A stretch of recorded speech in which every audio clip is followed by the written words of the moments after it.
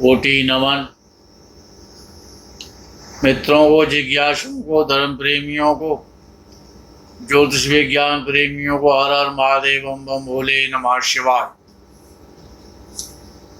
मित्रों, महर्षि पाराशर के द्वारा जो सूत्र ज्योतिष शास्त्र में लिखे गए हैं, विद्वानों ने कहा है।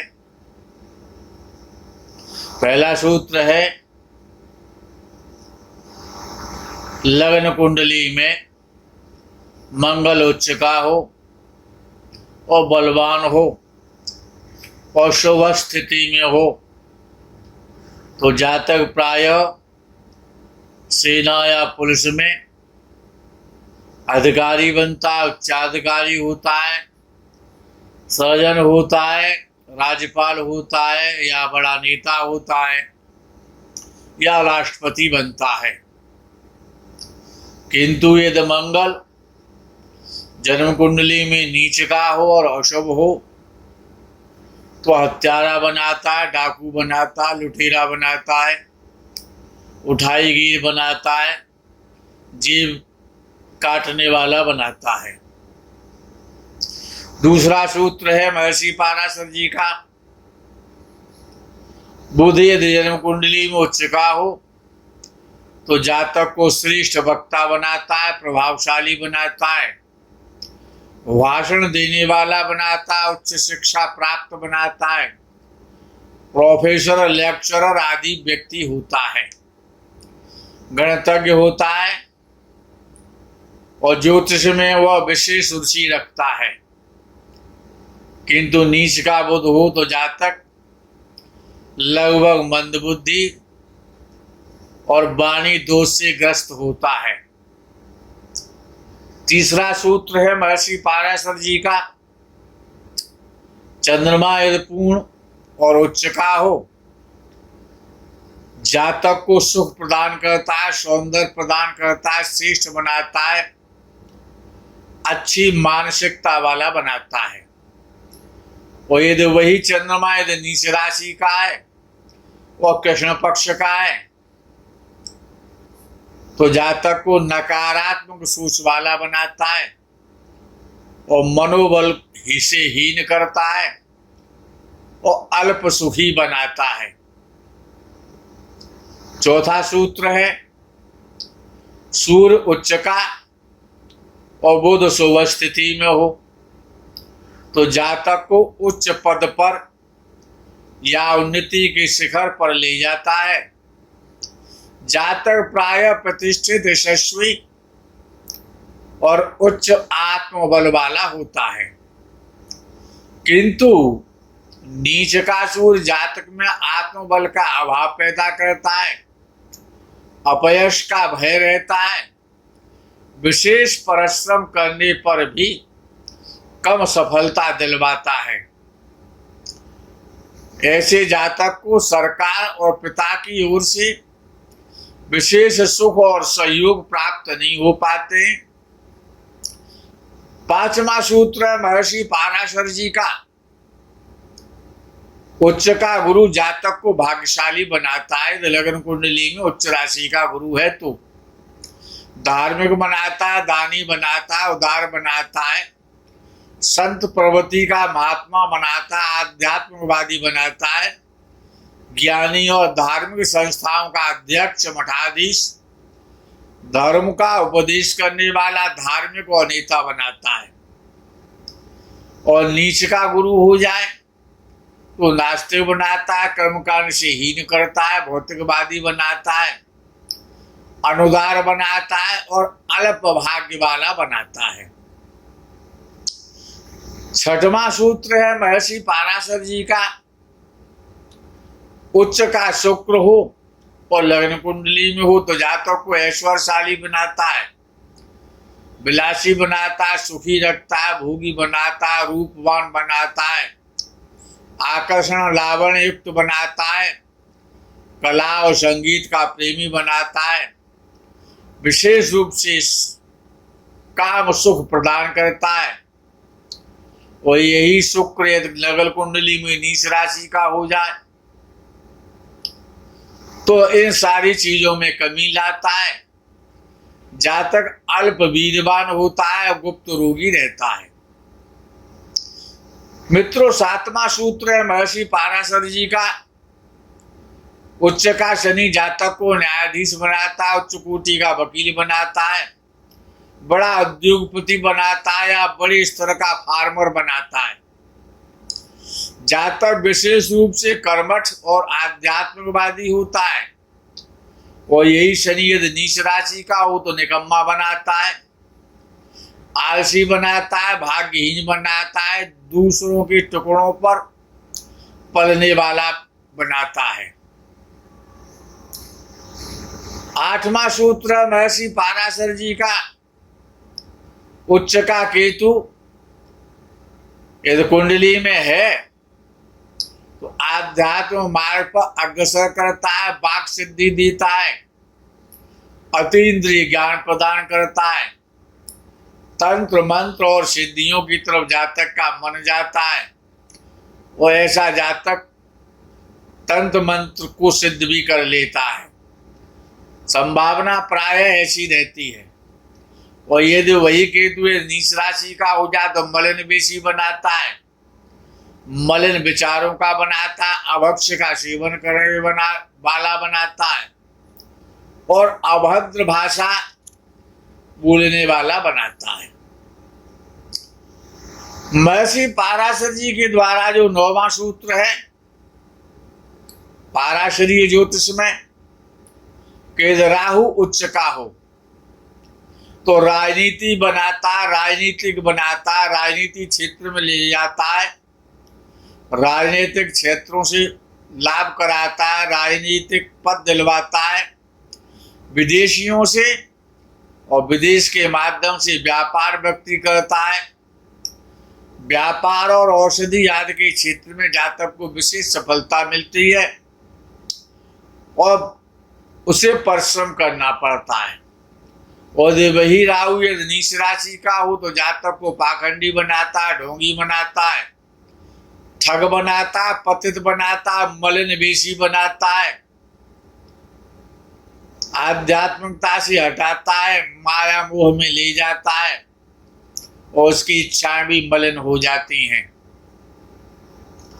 आगे महर्षि पाराशर जी का 10वां सूत्र है मित्रों। सूर्य और चंद्र यदि जन्म कुंडली में एक ही भाव में हो तो जातक का जन्म अमावस्या का होता है और ये अंशों के आधार पर निर्भर करता है। 11वां सूत्र है कि सूर्य और चंद्र आमने सामने हो तो जातक का जन्म पूर्णिमा तिथि का होता है और शुक्ल पक्ष का होता है। और 12वां सूत्र है महर्षि पाराशर जी का। सूर्य यदि लग्न में हो तो जातक का जन्म प्रातः काल का होता है और सूर्य 10वें भाव में हो तो दोपहर का जन्म होता है। और 7वें भाव में यदि सूर्य हो तो शाम का जन्म होता है और 4थे भाव में यदि सूर्य होता है तो अर्धरात्रि का जन्म होता है। और 13वां सूत्र है बृहस्पति 11वें भाव में विशेष लाभकारी होता है, आयु देता है, लाभ कराता है। सौभाग्य के मामले में ऐसे जातक के शत्रु भी उसके शरणागत हो जाते हैं। 9वें भाव का गुरु जातक को ज्ञानी बनाता, पंडित बनाता और विद्वान बनाता है। 14वां महर्षि पाराशर जी का सूत्र है शनि, सूर्य और राहु यदि तीनों 7वें भाव में बैठ जाएं या केतु 7वें भाव में हो और शनि और सूर्य की दृष्टि 7वें भाव पर पड़ती हो तो जातक का आजीवन विवाह नहीं होता है। इसे जेमाइल मैरिज यानी अविवाहित योग कहते हैं। किंतु शुक्र या गुरु की सुदृष्टि 7वें भाव पर नहीं होनी चाहिए।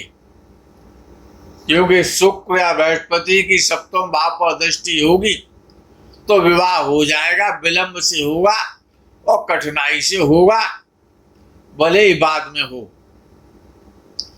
मित्रों, महर्षि पाराशर जी का 15वां जो सूत्र है कि राहु 7वें भाव में हो तो जातक का विवाह विलंब से होता है, अड़चनों से होता है, कष्टों से होता है। कभी कभी जीवन साथी के साथ में तलाक भी हो जाता है, प्राय मत भिन्नता रहती है। जीवन साथी या तो आयु से अधिक होता है या विवाह जिसे दूजिया कहा जाता है, सेकेंड हैंड, विधवा या विधुर के साथ होता है। प्राय विधर्मी अथवा जातक से नीची जाति वाला होता है। विवाह के बाद अलगाव हो जाता है, ऐसी संभावना पूर्णतया रहती है। 16वां सूत्र है केतु 7वें भाव में हो। अगर स्त्री की कुंडली है तो जातका को विधवा बनाता है।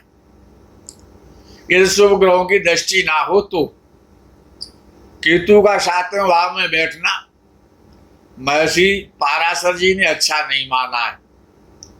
ऐसी महिलाओं को प्रजनन में बाधाएं अवश्य आती हैं। गुप्त रोग होते हैं, बच्चेदानी से रोगों की समस्या उत्पन्न होती है, गुप्त रोगों की संभावना बनी रहती है। और सप्तम भाव पर केतु बैठा है, सप्तम भाव में, और मंगल की दृष्टि हो और शनि या राहु की दृष्टि हो तो बच्चेदानी का ऑपरेशन करा करके बच्चेदानी को बाहर निकालना पड़ता है। ऐसा भी महर्षि पाराशर जी ने लिखा है। 5वें भाव में केतु का होना, शनि राहु की दृष्टि होना, मंगल की दृष्टि होना गुप्त रोगों का निमंत्रण देती है और संतान होना मुश्किल हो जाती है स्त्री के। 17वां सूत्र है महर्षि पाराशर जी का, केतु और मंगल इस 7वें भाव में बैठे हैं या एक साथ बैठे हैं तो ऑपरेशन कराते हैं, चीर फाड़ का काम करवाते हैं। 18वां सूत्र है गुरु और शुक्र यद्यपि सौम्य ग्रह हैं, शुभ ग्रह हैं, किंतु केंद्र की बजाय त्रिकोण में अच्छा फल देते हैं। बृहस्पति और शुक्र केंद्र की अपेक्षाकृत, ये महर्षि पाराशर जी का वचन है, 5वें भाव में या 9वें भाव में बृहस्पति या शुक्र बैठते हैं तो वो अच्छा फल देते हैं। और 11वें भाव में भी ये दोनों ही ग्रह अच्छा फल देते हैं। शुक्र दूसरे भाव में भी अच्छा फल देता है। गुरु को 5वें भाव में अच्छा नहीं माना गया है पाराशर जी के आधार पर, लेकिन कब, जब अकेला होता है तो अच्छा फल नहीं देता है, यदि किसी ग्रह के साथ होता है तो अच्छा फल देता है। 19वां सूत्र है गुरु यदि सिंह राशि में हो तो जातक को संतान प्राय काफी दिक्कतों के बाद प्राप्त होती है। इसी प्रकार से गुरु यदि 12वें भाव में हो तो प्राय जातक के शयन कक्ष, बेडरूम में, मंदिर में, बेडरूम में या तो मंदिर होता है या भगवान की तस्वीर वहां पर होती है। भगवान से संबंधित कोई न कोई मूर्ति, प्रतिमा, मंदिर इत्यादि बेडरूम में अवश्य होता है जब बृहस्पति 12वें भाव में होता है। मित्रों, अंतिम सूत्र है, सूत्र तो बहुत सारे, लेकिन आज 20 सूत्रों का उल्लेख किया जाएगा। 20 सूत्रीय कार्यक्रम है ये। इस 20 सूत्रीय कार्यक्रम में 20वां सूत्र है शुक्र 7वें भाव में हो तो पत्नी बहुत सुंदर मिलती है, आकर्षण युक्त मिलती है, कामनी मिलती है। किंतु जातक की कमजोरी पत्नी हो जाती है, यानी पत्नी के इशारे पर जातक नाचने वाला होता है। क्यों? जातक कामी हो जाता है, पत्नी जैसे कहती है वैसे जातक करता है। सप्तम भाव में शुक्र पत्नी भक्त बनाता है, पत्नी का सेवक बनाता है, पत्नी की साधना करने वाला बनाता है और पत्नी का आदेश पालन बनाता है। मित्रों, इस प्रकरण में यही अल्प विराम करेंगे, आगे के प्रकरण का आपको इंतजार रहेगा। तब तक के लिए हर हर महादेव, बम बम भोले, नमः शिवाय, जय गौ माता की।